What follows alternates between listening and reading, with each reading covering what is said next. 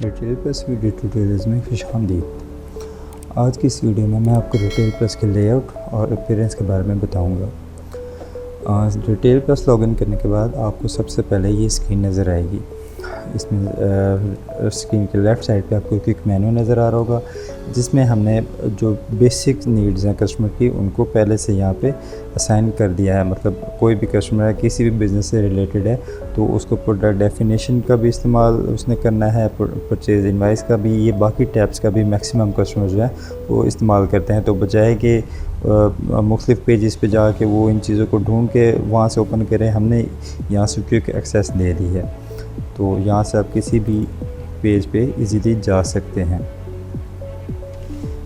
Quick menu के बाद आ जाता है डिफ़ाइन का जो मकसद है वो ये है कि आपको सिस्टम में कोई भी चीज़ डिफ़ाइन करनी है, अपनी प्रोडक्ट करनी है, कस्टमर, अपना cash bank account, employ account, ये सारी चीज़ें आपको नज़र आ रही होंगी जो आप सिस्टम में डिफ़ाइन करने के लिए डिफ़ाइन के पेज को जो है इस्तेमाल करेंगे। इसमें आपको पहले प्रोडक्ट एट्रीब्यूट्स नज़र आ रहा होगा। इसमें आप जो है अपने प्रोडक्ट्स को ऐड करेंगे।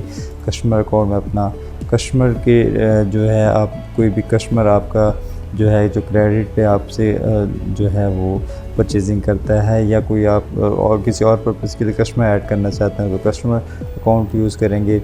उसके बाद आ जाता है सप्लायर का जो है हमने क्विक एक्सेस प्रोडक्ट डेफिनेशन में भी दे दी है। उसके अलावा अगर आप वैसे यहाँ से सप्लायर भी ऐड इजीली कर सकते हैं कि इकट्ठे सप्लायर पहले ऐड कर लें, उसके बाद प्रोडक्ट डिफ़ाइन कर लें, या जस्ट सप्लायर ऐड करना तो सप्लायर का जो है आप इस्तेमाल करेंगे। उसके बाद सिटी अकाउंट, सिटी को ही ऐड करना चाहते हैं। एक्सपेंस, आप सिस्टम में अपने एक्सपेंस डालने के लिए आपको पहले एक्सपेंस हेड्स जो हैं वो डिफ़ाइन करने होंगे, तो उसके लिए आप एक्सपेंस हेड्स का जो है वो पे यूज़ करेंगे। उसके बाद एम्प्लॉय अकाउंट एम्प्लॉयज़ की डिटेल्स के लिए इस्तेमाल होता है। फिर कैश बैंक अकाउंट, आपका कैश जो है आप कैश इन हैंड, या जो है आपका जो काउंटर कैश जिसे हम कहते हैं, या बैंक अकाउंट है, उसको मैनेज करने के लिए उसको पहले डिफ़ाइन करना होता है, तो उसको डिफ़ाइन करने के लिए कैश बैंक अकाउंट यूज़ करेंगे। फिर अगर आप पार्टनरशिप बिज़नेस है तो आप पार्टनर अकाउंट जो है वो मैनेज कर सकते हैं। इसी तरह बाकी भी मुख्तलिफ़ चीज़ें जो डिफ़ाइन करने के लिए आपको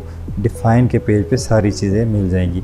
डिफ़ाइन के बाद आ जाता है ट्रांजैक्शंस। अब ट्रांजैक्शन में सबसे पहले सेल एंड रिटर्न, मतलब आप जो अपनी प्रोडक्ट सेल करनी है तो सेल एंड रिटर्न का पे यूज़ होगा। नॉन टेल पेमेंट टेल जो है वो मतलब जहाँ पे आप कैश जस्ट आप इनवाइस जनरेट करके देंगे, कैश आपने रिसीव करें तो नॉन पेमेंट टेल। फिर परचेज़ में परचेज़ इनवाइस, मसलन जो आपने परचेजिंग की है उसकी क्वांटिटी वगैरह बाकी जो डिटेल्स हैं वो परचेज़ में आप जो है वो मैनेज करेंगे। फिर इन्वेंट्री ऑडिट, अपने जो स्टॉक है उसका इन्वेंट्री का ऑडिट करने के लिए आप इन्वेंट्री ऑडिट यूज़ करेंगे। कस्टमर रिसिप्ट, कस्टमर को जो है कैश का लेन देन वो आप कस्टमर रिसिप्ट में जो है वो आप जो कस्टमर रिसिप्ट के थ्रू आप जो है वो कर सकेंगे। इसी तरह बाकी भी अदर काफ़ी सारी आपको चीज़ें नज़र आएंगी। अकाउंट वाउचर में आप एक्सपेंस वाउचर जो है ये सबसे अहम चीज़ है कि आप एक्सपेंस जो है आपकी शॉप के वो अपने एक्सपेंस वाउचर में डालना। ये हमने क्विक एक्सेस में भी आपको दे दिया है एक्सपेंस एंट्री, और यहाँ से भी कर सकते हैं। इसके बाद ये कस्टमर ऑर्डर, डिफरेंट चीज़ें हैं, ये आपसे की ट्रांजैक्शन से रिलेटेड हैं, तो ये ट्रांजैक्शंस के पेज में सारी चीज़ें हमने दी हैं। इसके बाद आ जाता है सिक्योरिटी। अब सिक्योरिटी में जो है आप अपना लॉगिन या यूज़र्स को जो है वो मैनेज करते हैं। Users group, for example administrator, user, cashiers, वो ग्रुप्स, यूज़र ग्रुप्स में आप जो है वो डिफ़ाइन करेंगे। फिर यूज़र्स, आप अपना जो यूज़र है, कैशियर है, उसको डिफ़ाइन करने के लिए यूज़र्स के पेज पे जाएंगे। फिर उनके राइट्स के लिए ग्रुप राइट्स पे आप जाएंगे। सिक्योरिटी के बाद आ जाता है यूटिलिटीज़ में भी आपको बहुत सी चीज़ें, डाटा यूटिलिटी चाहिए, क्योंकि कस्टमर कोई अगर वो जो है डाटा डिलीट करना चाहता है तो ये जो है, लेकिन ये कस्टमर के रेलेवेंट नहीं, ये हमारा जो है जो हमारा सेल से रिलेटेड है, तो ये कस्टमर जो है इतना यूज़ नहीं करता। फिर प्रोडक्ट यूटिलिटीज़, इसमें सिलेक्टेड बारकोड, किसी प्रोडक्ट के बारकोड जो प्रिंट करना चाहते हैं, या इसी तरह की आपको और भी चीज़ें नज़र आ रही होंगी वो यूटिलिटीज़ में आपको मिलेंगी।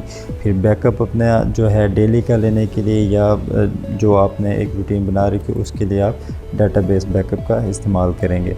और डाटाबेस बैकअप पे जाएंगे तो यहाँ से कनेक्ट करेंगे वो जो आपने एक जो है वो फ़ाइल असाइन कर रखी होगी, तो वो कनेक्ट करने के बाद वो ऑटो पे आपके फ़ाइल की लोकेशन पे चला जाएगा। अभी मैंने नहीं असाइन कर रखी, तो मुझे यहाँ पहले जो है बैकअप की लोकेशन फाइंड करनी होगी, उसके बाद जो है मैं यहाँ से बैकअप ले लूँगा।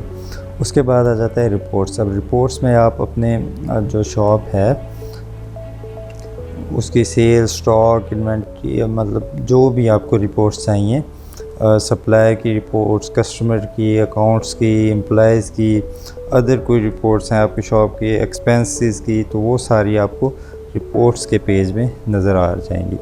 इसके बाद अपीयरेंस में आप जो है यहाँ पे एप्लीकेशन थीम सिलेक्शन में आप कोई भी अपने इस जो रिटेल प्लस को किसी और थीम में जो है वो जो है अपने मनपसंद थीम में जो है वो देखने के लिए यहाँ से आप अपनी मर्ज़ी का कोई भी थीम सेलेक्ट करेंगे तो आपको सारा लेआउट जो है उस थीम के साथ नज़र आएगा। उसके बाद कलर मिक्सर है। कलर मिक्सर में आप जो है अपनी मर्ज़ी के कलर्स कोई भी जो है, ये फॉर एग्ज़ाम्पल ब्लू रखना चाहते हैं, ये बैकग्राउंड की जो चीज़ें होंगी वो ब्लू हो जाएंगी, और ये हाईलाइटेड कलर जो है वो आपको अभी क्योंकि मैंने नहीं याद दे रखा तो वो नहीं आएगा। कुछ थीम्स में ये जो है अलाउ करता है मैं हाईलाइट कलर, कुछ में नहीं करता। तो अभी जो है मैंने जो थीम लगाया है उसमें हाईलाइट कलर नहीं करता, तो इसलिए वो हमें डिसेबल नज़र आ रहा है। तो उम्मीद है आज की वीडियो में आप रिटेल प्लस का लेआउट और रिटेल प्लस की अपीयरेंस और बाकी चीज़ें जो हैं वो समझ गए होंगे। मिलते हैं इंशाल्लाह अगली वीडियो में। अल्लाह हाफ़िज़।